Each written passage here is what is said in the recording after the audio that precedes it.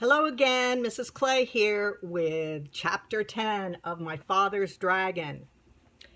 This chapter is called My Father Finds the Dragon. When my father was crossing the back of the 15th crocodile with 2 more lollipops to go, the noise of the monkeys suddenly stopped, and he could hear a much bigger noise getting louder every second. Then he could hear 7 furious tigers and 1 raging rhinoceros and 2 seething lions and 1 ranting gorilla, along with countless screeching monkeys, led by 2 extremely irate wild boars, all yelling, "It's a trick! It's a trick! There's an invasion and it must be after our dragon! Kill it! Kill it!" The whole crowd stampeded down to the bank. As my father was fixing the 17th lollipop for the last crocodile, he heard a wild boar scream, "Look, it came this way. It's over here now, see? The crocodiles made a bridge for it." And just as my father leapt onto the other bank, one of the wild boars jumped onto the back of the first crocodile. My father didn't have a moment to spare. By now, the dragon realized that my father was coming to rescue him. He ran out of the bushes and jumped up and down, yelling, "Here I am! I'm right here! Can you see me? Hurry! The boar is coming over on the crocodiles! They're all coming soon! Oh, please hurry, hurry!" The noise was simply terrific. And here is the baby dragon the Elmer elevator has come to rescue.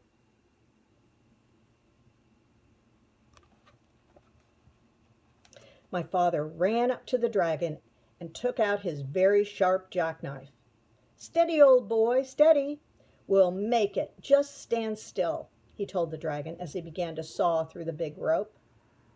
By this time, both boars, all 7 tigers, the 2 lions, the rhinoceros, and the gorilla, along with countless screeching monkeys, were all on their way across the crocodiles, and there was still a lot of rope to cut through.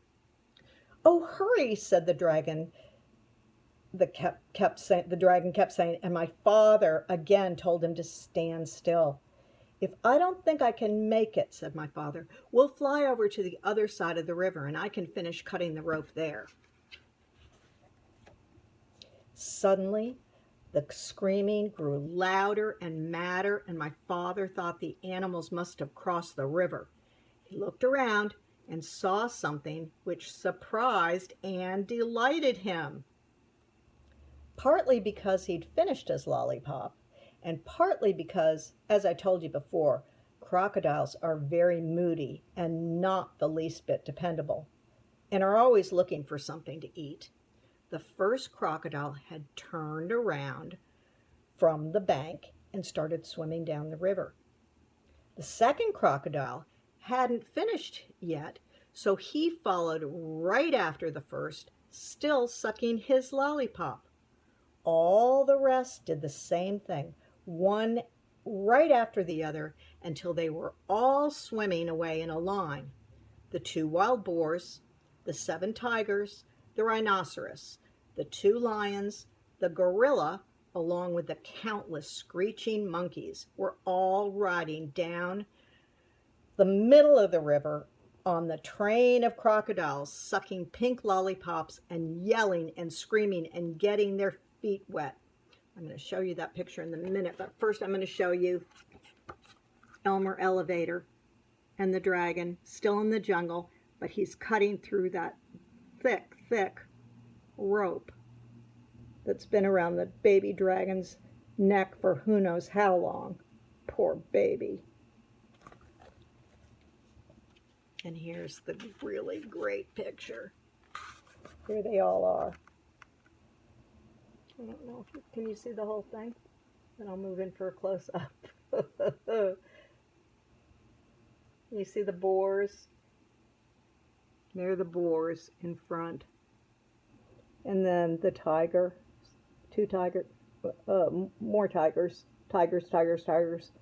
And then the lion and the monkeys and the gorilla all screaming, screeching, roaring. My father and the dragon laughed themselves weak because it was such a silly sight. As soon as they had recovered, my father finished cutting the rope, and the dragon raced around in circles and tried to turn a somersault. He was the most excited baby dragon that ever lived. My father was in a hurry to fly away, and when the dragon finally calmed down a bit, my father climbed up onto his back. "All aboard," said the dragon. "Where shall we go?" "We'll spend the night on the beach, and tomorrow we'll start on the long journey home. So it's off to the shores of Tangerina," shouted my father as the dragon roared above the dark jungle and the muddy river and all the animals bellowing at them and all the crocodiles licking pink lollipops and grinning wide grins. After all, what did the crocodiles care about a way to cross the river? And what a fine feast they were carrying on their backs. As my father and the dragon passed over the ocean rocks, they heard a tiny, excited voice scream, "Bumcack, Bumcack, we dreed our naggin.